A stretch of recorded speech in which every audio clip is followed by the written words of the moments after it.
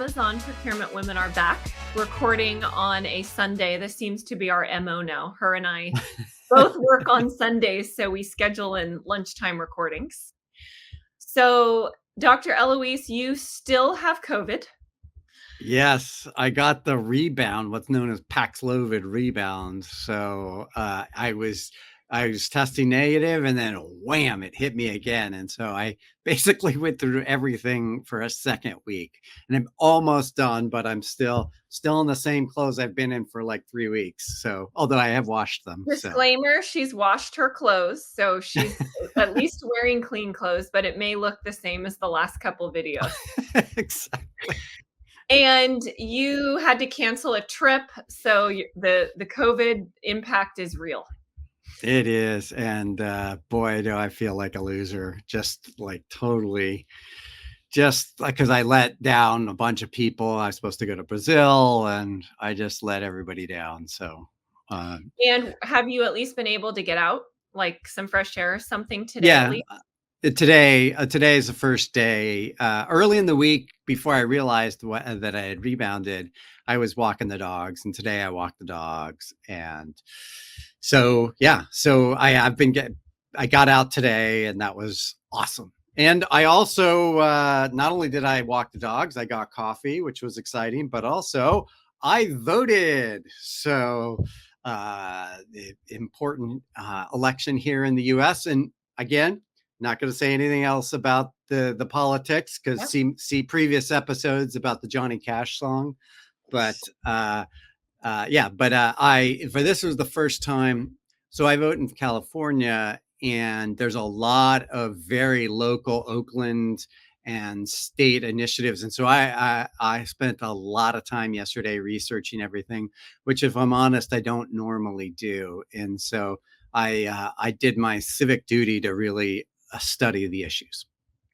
Yeah, I get overwhelmed every time for voting because there's so many things and I feel like there's a lot of marketing speak and it's Yes. hard to it's hard to really distill down what actually is being proposed and what's being countered. So even doing research is hard because a lot of the sites you go to are sponsored or funded by certain organizations. Yep.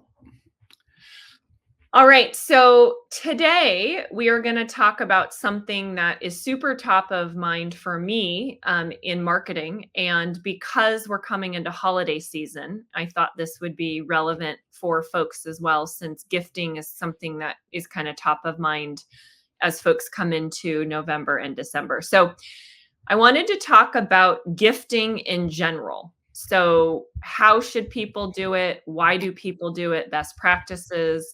When does it not work? And we'll share both perspectives. So I'm going to share kind of a marketing sales perspective. Dr. Elouise, I'd like to have you talk about a perspective of being a recipient, right? I think Hmm. you probably are somebody who gets a fair amount of gifts just from all your engagements. And then also how you as a consultant approach gifting Yep. because there's a lot of I think varying viewpoints around should you send gifts to customers, should you send gifts to prospects, and if so, what's the best way to do that?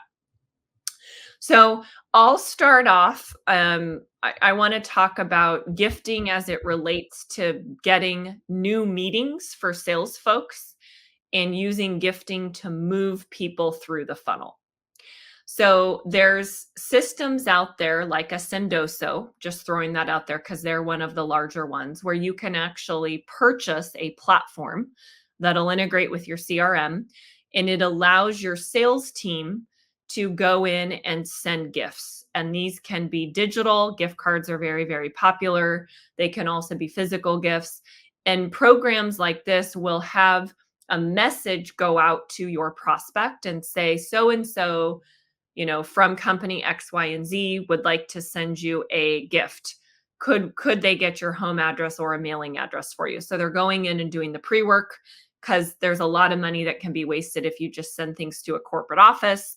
With people being remote or hybrid, it's often hard to get a gift to somebody. So I just want to throw that out there. There are several gifting platforms that organizations can use and invest in. So I am very bullish on sales teams using giftings to get meetings and to move deals throughout the funnel. And in my experience, I see a lot of this activity fluffing the pipeline data and filling your pipeline data with crap. So if you send somebody a $250 gift card and they take a 15-minute meeting with you, and that becomes an MQL in your system because a meeting was booked or a meeting was held, but the person only took the meeting for the gift card and they're not actually your product or service, I feel like this becomes a very quick spiral effect of falsifying your pipeline data. Then just and for those that aren't familiar, MQL is marketing qualified lead. okay. So Thank you. it's companies often have scoring systems in place, and when someone hits a certain score, they become an MQL, which means that then it goes to sales and it begins to go through the sales funnel. Great. So if you have this data coming in that's showing you have this massive pipeline, but it's people that aren't actually interested in your product or service and they just wanted the free gift or the free gift card, this can have serious consequences. Potentially hiring more sales team members than you need, hiring more SDR team members than you need, falsifying the data. So your predictions are going to be way off. So I have just seen it being used wildly, what I think incorrectly, and causing huge challenges. So that is going to be my first kind of disclaimer negative around gifting and the sales process. Dr. Elouise, anything else you want to add there? No, but I do think it's worth noting that what you just described also ties into our whole discussion about conference gizmos and tchotchkes, whatever that word is. Swag. Swag that that are given out at conferences. Because when you swipe that badge, are you really getting? I'll use the term MQL. Are you really? I don't know if you use that right, but anyway, are you really getting the value for that swag? Or are you just sort of giving it out? Yeah. So my rule of thumb for gifting for sales teams is don't use it to bribe people, Right. because it'll falsify and mess up your pipeline. Now, I have seen organizations use gifting effectively when they're running what's called an ABM strategy. So it's a very, very targeted sales approach where it's called account-based marketing. And your organization, let's say, is going after 1,000 very targeted strategic accounts. So the whole company is aligned. You're bought into why you're targeting these accounts, what accounts you're targeting, and then you have sales reps and teams and marketing specifically creating messaging and programs that are targeting these accounts. I have seen companies integrate a gifting program into this account-based marketing strategy where an AE, an account executive or a sales rep, will pick 10 to 20 accounts and build a gifting program into the specific phases of their outreach for those key accounts. And I have seen that be successful. It's not spray and pray. It's not using gifting to get an initial meeting, but it's sending highly useful, highly relevant things to folks that you're very, very strategically outbounding to as part of a larger program or as part of a larger campaign. So if you are listening to this and you're in sales or marketing and you're wanting to figure out, does gifting make sense for you? That question I would ask is, are you running an ABM, an account-based marketing program? And if you are, maybe it makes sense to test out incorporating gifting into that strategy. If you're not running an ABM strategy, I would be very, very cautious and careful about randomly sending gifts to folks. So that's my 2 cents from a sales and marketing perspective. Now, Can I just say, yeah. I just have to interject this because the random sending of gifts, I you also have to make sure the people are there, because somebody sent me, I think it was like a Harry and David basket of fruits and whatever. They sent it to our San Francisco office. This was years ago, and they didn't tell me. There was no heads up, and I don't know, there was a disconnect, but nobody told me the box was there. And then I came like 6 weeks later and The like got fruit's this. all rotted Oh and yeah, it was terrible. It was a mess. So yeah, make sure that if you're going to send something that's perishable, they know that it's coming. yeah, exactly. So another thing I'd like to talk about for gifting, which ties into sales and marketing, but is also, I think, important for customer success teams, is gifting to new customers. And I am a huge proponent of this. If you can come up with some really cool, innovative gift that represents your brand, but also is something that's going to create an impressionable moment or impressionable experience for your customer. So if you send something, so for example, I'll talk about my company Umnitsa. So we're in the IT asset management space, and our colors are red and black, and we are going all in on red. And we've created these really funny, cute IT shirts. And one of That the are all over LinkedIn, by the way. Like they stand out, and just like the green at Source Day, just like the pink that you had, or like these red shirts stand out. Like when I'm scrolling through LinkedIn, like bang, it hits you in the yeah, and face. It's so great. we have a cat shirt. We're starting an animal shirt line. We're working on a dog shirt right now. We're going to do the cat versus dog competition.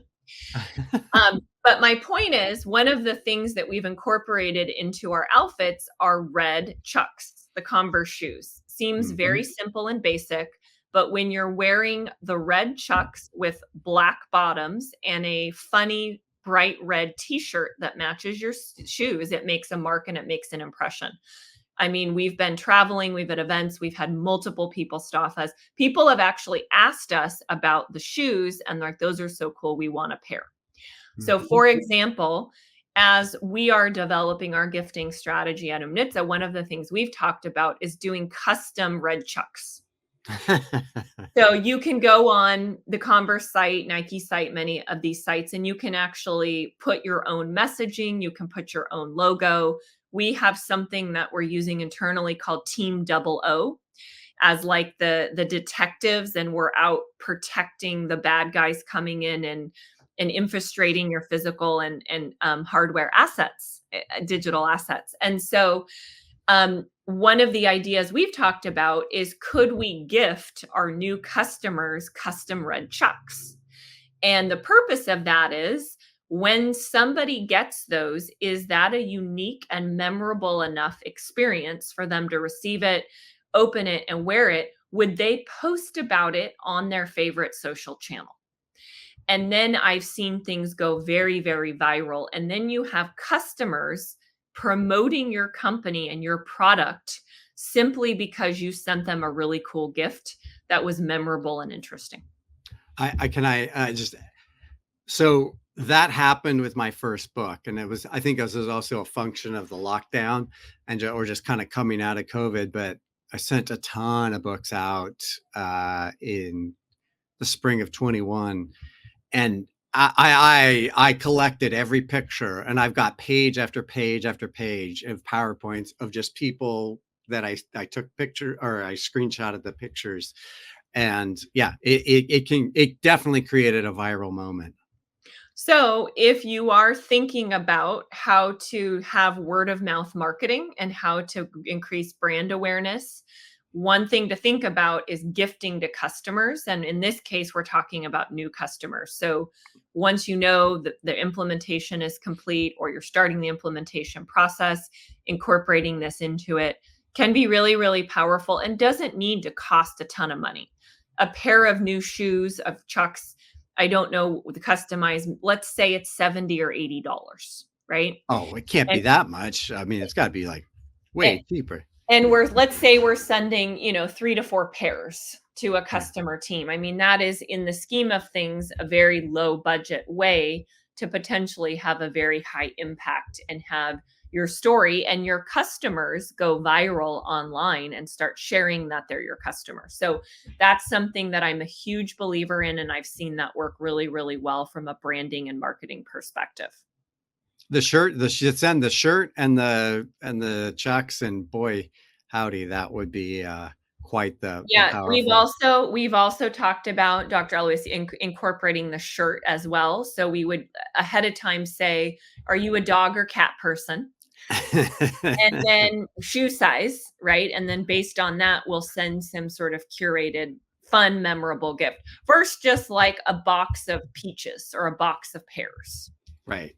right? Which is unlikely that somebody's going to post about that. Well, and also that they get consumed, and they might be very happy in the moment, but Yeah. you won't have this You're not having somebody every time they put on your shirt or your shoes thinking about your brand and your company and the problem that we're solving for them. yeah, exactly. So another aspect to gifting, and I know Dr. Ellis, this probably plays a part because you do a lot of speaking, is as a marketer, how and when should you gift speakers? Yep. So at UMNITSA, we're launching a micro curated regional event strategy where we're going to be doing regional events throughout the country for IT leaders. We're doing CIO dinners, and we are looking to have speakers come in sometimes and share really interesting information, interesting stories, people that are going to be a draw to get folks to come out. And I believe if you are not paying someone, that you should gift them something as an appreciation for them spending their time to prepare and come present, whether digitally or in person. If you're paying someone, I don't send a gift. I may send a handwritten thank you card and say appreciate, you coming to the event. But if I'm paying you $5,000 or $10,000, I don't feel like I need to purchase a gift. But if I'm not paying you and you're coming and I think doing us a favor, I do think it's important to come up with a gift. So, Dr. Elouise, before I kind of talk about my process, how have you seen people do this well and not so well for you? Because you charge, but sometimes, like for me, you've spoken for a friend, right, and haven't necessarily charged. Yeah, so I approach it a couple different ways.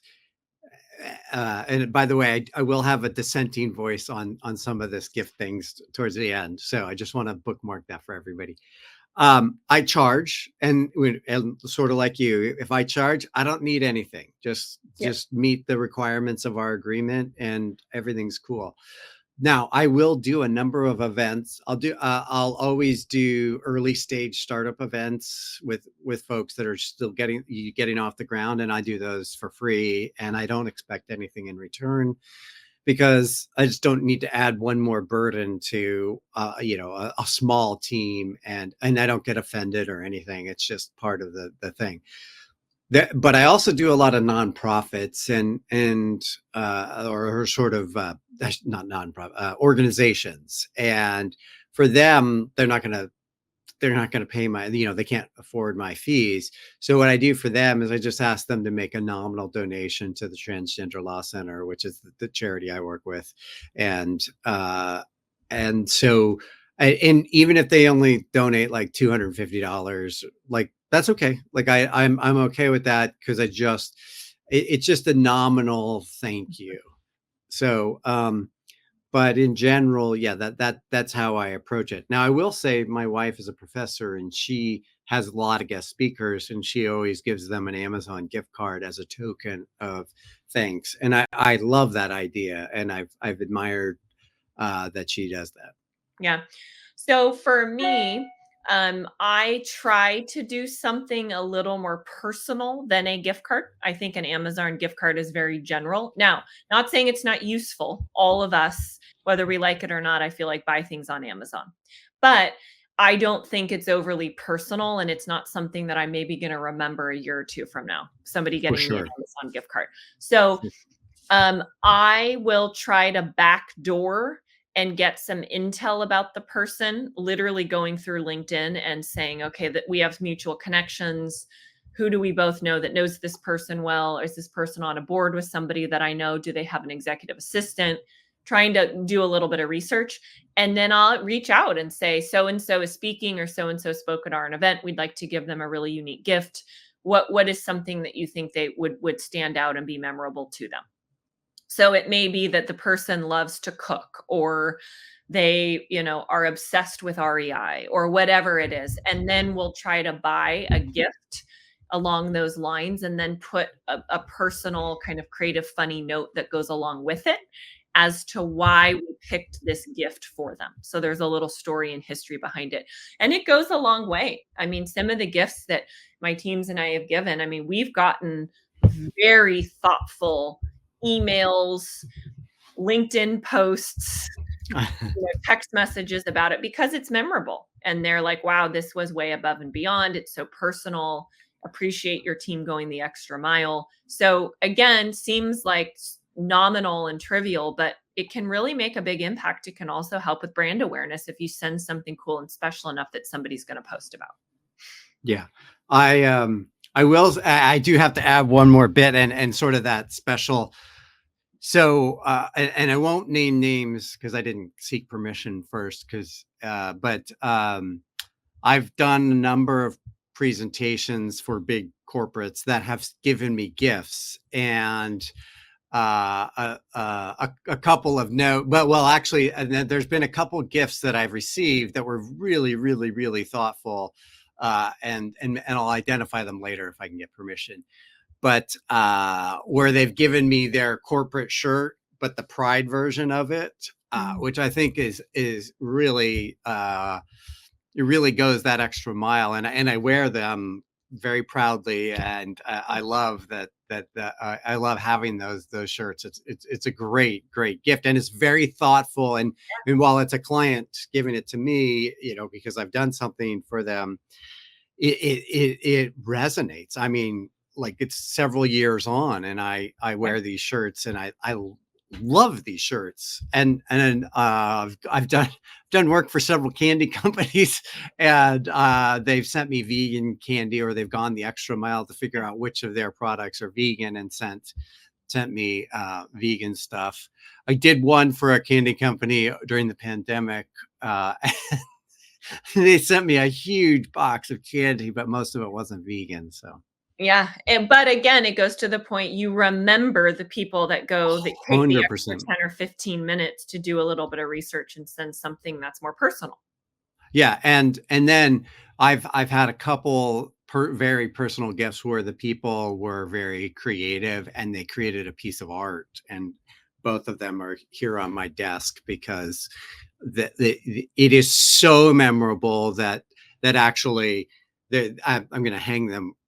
Long story, but when we do some remodeling, but afterwards they're going to hang in as prominent pieces within my office. So that's how special that those No, if you're in sales or marketing and you're an artist, leverage that for gifting. I do not have the artistic talent. I don't either. Doesn't mean I couldn't commission or work with somebody to design something, but I personally don't have those talents. But if you do, definitely lean into those. Yes, for sure. So another thing I want to talk about for gifting is gifting to customers in the holiday seasons. Mm-hmm. So I know that there's a lot of controversy around, should you send holiday gifts to customers? If so, how should you go about doing it? So when I was in marketing procurement, this is something that stands out. We had a client, a supplier, that they sent a massive bowl of Halloween candy every year. And the reason, it was in one of those like massive orange pumpkin bowls, and it was filled with candy. Now, not saying, I'm someone who loves eating candy or think that's healthy, but what it did was it really stood out, because they were sending something before everyone else. Most people send something for Thanksgiving or for Christmas. And they were like, we want to get ahead of it and send something before the major holidays. So they kind of became known as the supplier that would send the fun stuff in October. So I thought that was a unique play to standing out around the Yeah. holiday. So just something to throw out there. So Dr. Elouise, do you, as a consultant working for a consulting firm, do you send gifts to customers around the holidays?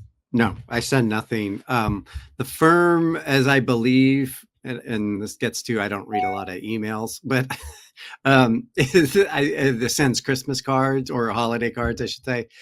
So you can sign up and put your list of clients in, and it'll send virtual cards. But it's just like, I just delete the cards when I get them anyway. So like, why would I send them? So no, I do not. Now that said, like when I was elected partner, part of the process is you get clients to speak to the interviewers with it, the adjudicators of your case. And I send thank yous like that at the end of the year as sort of a thank you. I also, well, I'm getting off topic, but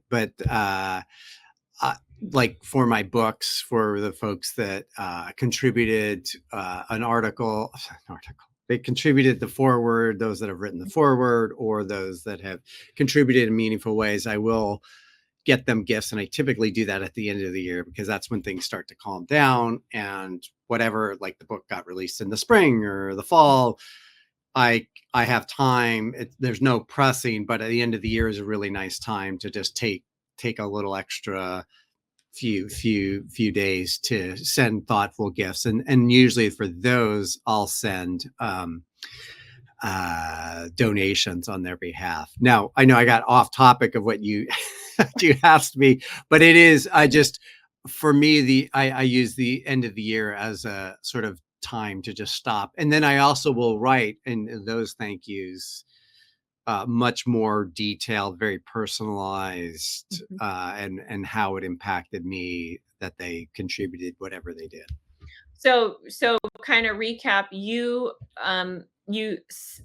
send personal thank yous as kind of your end of the year, not as much gifts, but like handwritten, thoughtful notes to certain people. Correct. But not clients necessarily. Oftentimes they are clients, but Okay. it's not specifically like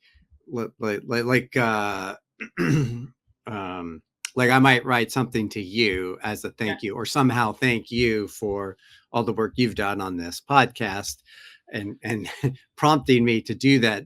So that would be a thank you that I will likely be writing at the end of the year, but not necessarily. But I don't go wholesale through all my clients and do it. I just do it with folks that I have a genuine connection with and reason to thank them. Mm-hmm. So my thoughts on client gifting is be memorable and give something unique and creative. So again, kind of a theme with my philosophy in general about a lot of things. But if you're going to send gifts to customers, don't send the standard gift baskets or the standard, packet of food. Think about something that's unique and memorable. And think about, is there a way to do it at a time when everyone else isn't doing it? Yeah. So what if you did gifts in February? Yes. Or what if you did gifts in August? Like, does it have to be tied to the holidays? And if you do, are you getting lost amongst everyone else versus doing it at a more unique time? Right. All right. Now so building on this end of the year, I want to just take it from a slightly different angle of what about employee gifts? Yeah. Because typically, and Carney, there's been very few end of the year gifts. Depends on the business unit and the budgets and all the other stuff, but in general, we're not a heavy gift company, and I'm actually okay with that. Those are, well, like I can go through the list of gifts. Like there's a fleece that I have somewhere in the closet. There was an electronic uh, picture frame that I dissected because I was curious how it was built, but it really wasn't all that It memorable. became your experiment. Oh, totally. It was a colossal mess. I don't know what I was doing, but I was like, oh, this can't be that complicated. But it turns out it was very complicated. Uh, but yeah, I just in general, like I don't expect nor necessarily want an end of the year gift. And the worst thing is when folks give you like books. There's long ago, Carney was owned by EDS, and EDS's then CEO Dick Brown wrote this just trashy business book Oh, so that they expected every employee to want to read it, I'm sure. right, exactly. So like the end of the year gift was a copy of this book, and it was just such a narcissistic play. The CEO at the time was Dick Brown. He then got, like, I don't know, investigated by the SEC or fined by the SEC. I don't even remember, but it was just like, and it was like one of these books like with 80 pages and like size 48 font, and like it was just a dreadful gift. And people still, old timers, make fun of that, like, hey, what are you doing over this weekend? Oh, we're reading Action, Urgency, Excellence. And like we still make fun of it. So like again, like you got to be thoughtful, or the reverse. I had a boss for a number of years that would give the leadership team books to read over this holiday. Like I So you're remember when getting you're, homework. oh my god, yeah. And he gave us, who was the chairman of the Fed for a number of years in the 2000s, a woman, Not Alan Greenspan. or maybe it was Greenspan. Anyways, whoever it was the book was like, I don't know, 4 inches thick. And I just remember getting the book and thinking, no. And I love to read, by the way, but I'm just looking at this book thinking, no, I'm not. I don't care about whoever it was, probably Greenspan. Like I don't even care. And I recycled that book straight away. Mhm. So my perspective, I have only worked at startups. So Right. I want to throw that out there that when you're at a startup, there's not like extra money laying around to be doing elaborate gifts or things for employees. So I'm not used to end of the year employee gifts. So I don't have a lot of experience to speak to. I will say, as an employee and somebody who's been on several leadership teams, I would rather focus on the viability and health of the company versus Yes. spending a bunch of time and resources giving gifts to people. Like, focus on your business and run a business and give people a great place to work and pay people fairly and focus on that versus, spending thousands and thousands of dollars on gifts that maybe you can't really afford. 100% agree. I love that. And I think, too, a lot, to be fair to Carney, I think that's largely how we operate. And I appreciate that. Despite my funny stories over the years, I actually am 100% in agreement with you on that. Mhm. I do want to give it sort of a sidebar, because there is a sort of controversy that's popped up as of late, not just with Carney, but just in general in business, of global corporate emails wishing everybody a happy holidays or a happy this or a happy Diwali. By the way, happy Diwali to those that celebrated last week. Um, but like there's a question of, are we sending enough of these emails? Do we need to send these emails wishing everybody a happy whatever? And I come down of like, and I'm Jewish. It's like, I don't need you to recognize Rosh Hashanah or Hanukkah or anything else. I'm here to do a job.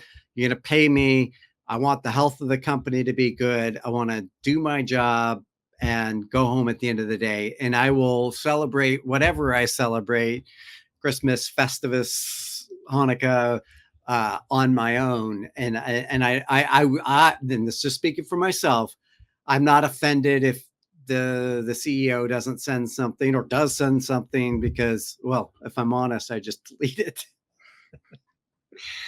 Your email reading skills need some work, it sounds like. No, I just need to like turn it over to my AI bot. Yeah.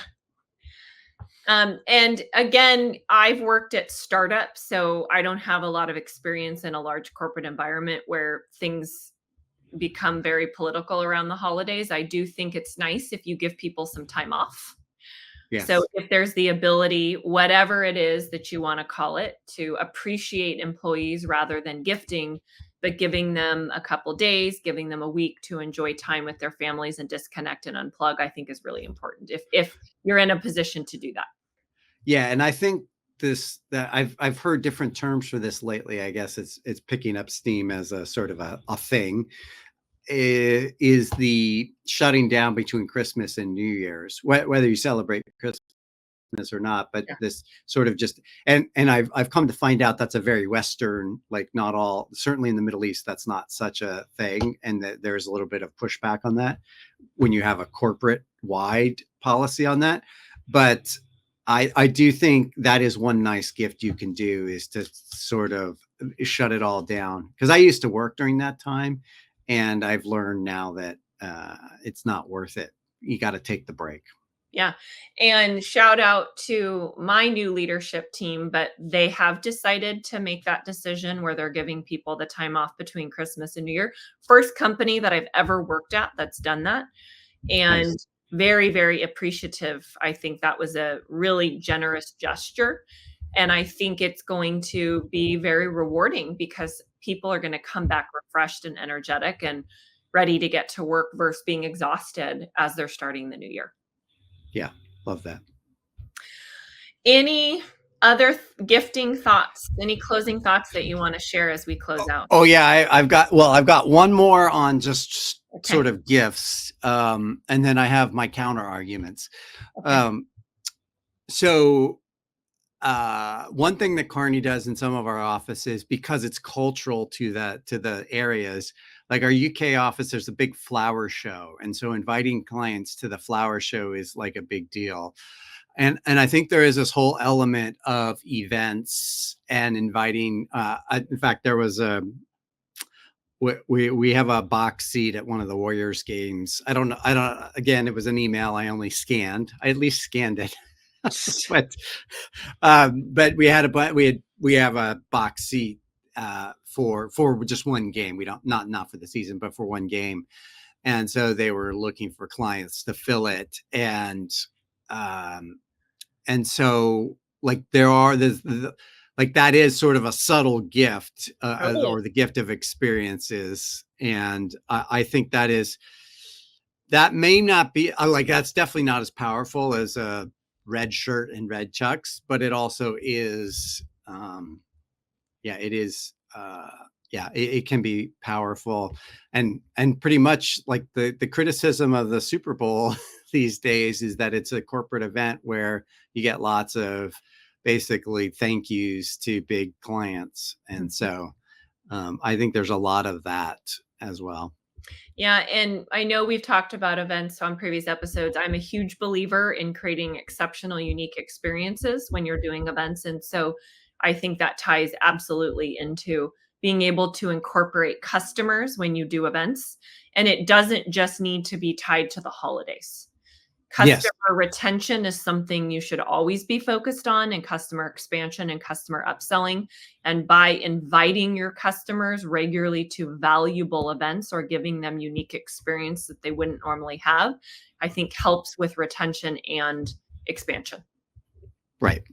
All right. So now let's talk about the alternate view on this, Okay, let's and go. sort of, uh, so I'm going to take it from two angles. And so the first one is there are a number of highly regulated industries that every interaction with a third party has to be logged, and there's a or a compliance folks that look at everything, and anything that's given to the company either has to be summarily rejected, or it has to be logged, because if it's over a certain value, it cannot be accepted.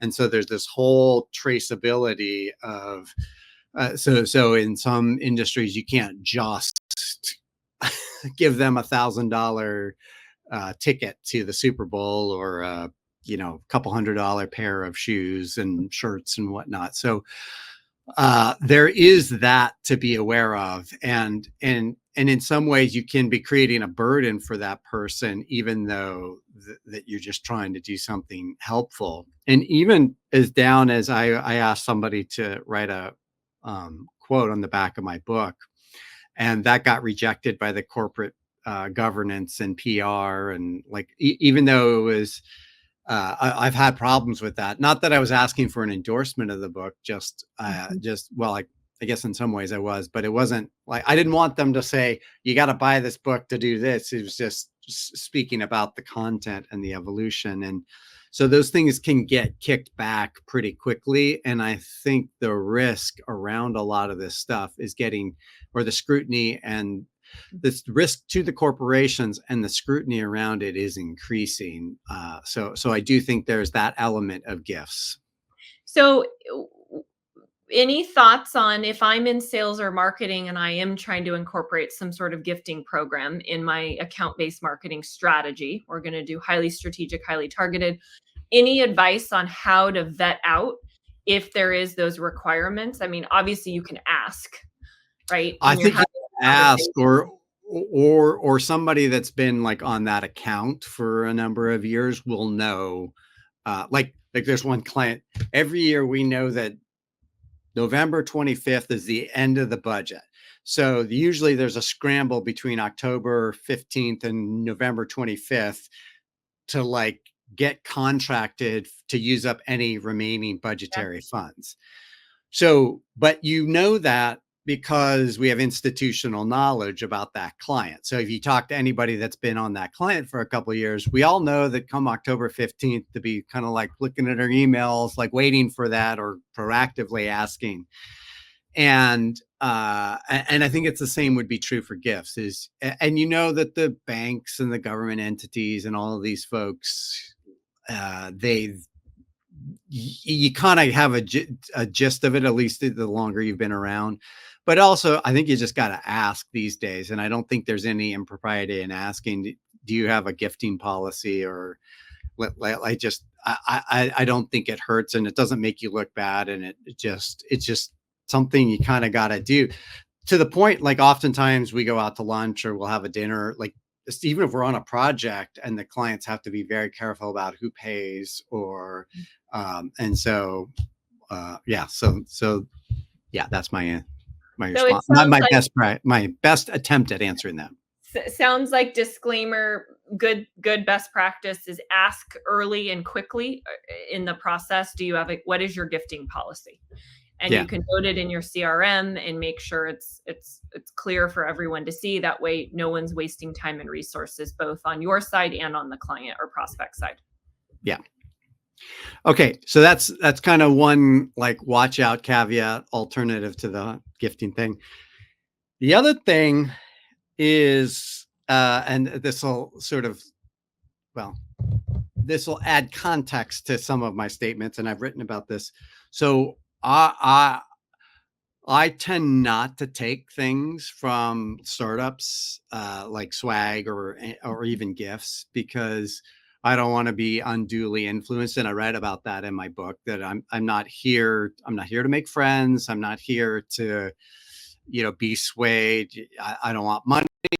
I don't want sweatshirts or anything else.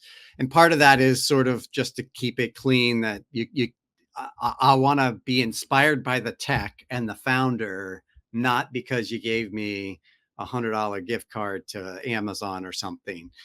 And part of that for me is also I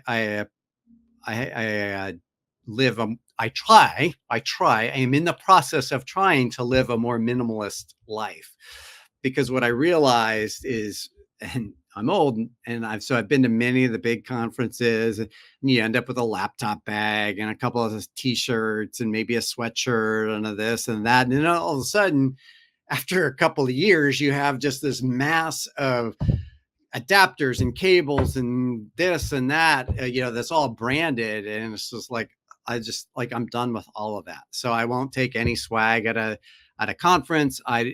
When folks come in to pitch, I don't want any swag, even if they bring it. I just, and that's, so one of the things, and this is so oftentimes when people ask for my address, I will almost always route it through Emily, my fantastic, wonderful, super duper EA, who will ferret out that whether it's vegan or not, so I don't have to embarrass the person wanting to give the gift, but also she can gently say that I'm minimalist and I don't really want any of this extra stuff unless it's super super personal, like this piece of art, Yeah. these pieces of art. Yeah. Yeah, and then another factor also in is the whole alcohol conversation. Yes, but yes. Right, uh, because uh, I lived in Sonoma County for many years, lived in wine country, and should you gift alcohol? And right. there's some strong cases, both sides of the equation, right? That can be very unique, it can be very special. If you know somebody loves wine and you get this unique bottle of wine, you can do custom labels, but then it also can come into some compliance and legal issues as well. Right. And so we had one partner who apparently whoever is doing the gifts, when he was elected partner, nobody bothered to check, but he's Muslim and doesn't drink. And so got a nice bottle of wine. And it was just a very like just hit the wrong note, like just a sour note on that. And just like when I was elected partner, they sent me a salami and cheese basket, and I'm a vegan, so like that, Yes. the only thing I got out of that was some crackers. And so it's like I appreciate the effort, but it's like I don't need that. Like it's like write me a handwritten card, which I got from my managing partner at the time, and I love that. I kept the note, and a single piece of paper is a lot easier to hold on to as a memory, more so than Yeah. than because I don't even know what I did with the salami and cheese. I'm sure I gave the dogs the cheese, but Your neighbors will like you as you start yeah. regifting everything. Exactly. Now, I will give them credit because the other thing that the firm does is they give you an engraved pen and like whatever. I forget who does the fancy pens, but they asked me about it and I declined it because it's just like I don't need like I hate my handwriting and I don't like writing, so I don't want. And back to the whole clean desk thing from whatever episode we talked about that. So I just did not need another thing on my desk. So I saved the firm some money there because I appreciate it, and I don't want to sound ungrateful to all this, but also it's just I just don't believe in having all this stuff. Yeah. So, recap as we close out for today, I would say gifting can work if done with a real thoughtful personal intention. And if you have it tied to a larger sales and marketing strategy, think about gifting for new customers because it can be really impactful. And if you are assessing and looking at, gifting for speakers, again, think about how it can be personal and memorable and used in a way that's going to help build your brand and does not need to cost a lot of money. Especially for startups, you should not be spending a fortune on gifts. You should be focusing on your people and your product. And then also don't forget to check for compliance and for other unique characteristics that Yes. may or may not be at play, or dynamics that should be may or may not be at play. All right. Well, that is it for today. We will see you next Wednesday.